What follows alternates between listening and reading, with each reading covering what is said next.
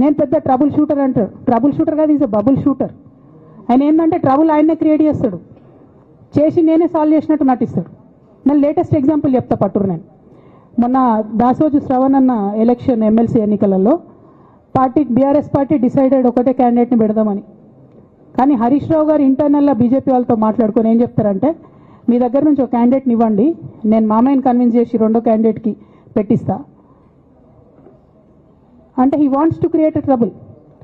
ఈ క్రైసిస్లో ఆల్రెడీ మన పార్టీలోకి వెళ్ళి 10 మంది ఎమ్మెల్యేలు వెళ్ళిపోయినాక, 38 మందిలో 10 మంది పోయినాక నువ్వు ఇంకో సెకండ్ క్యాండిడేట్ని పెడితే ఎంత కన్ఫ్యూజన్ అవుతుంది? ఎవరెవరు ఎటెట్ ఓట్లు వేస్తారు? అంటే హార్స్ ట్రేడింగ్కి ఈయన ట్రబుల్ షూటర్ గారు ట్రబుల్ని ఓపెన్ చేస్తారు అన్నట్టు.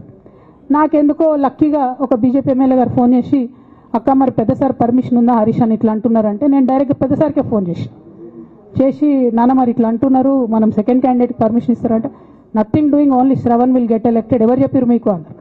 అంటే నేను ఆ విషయం వెంటనే అటువైపు కన్వే చేసిన, లేదండి మాకు అట్లాంటి ఆలోచన లేదు. ఎందుకు ఈ రీసెంట్ ఎగ్జాంపుల్ చెప్తున్నా ఇవాళ అంటే, హరీష్ రావు గారు ట్రబుల్ క్రియేట్ చేసి ట్రబుల్ని మాఫీ చేసినట్టుగా ప్రయత్నం చేస్తారు.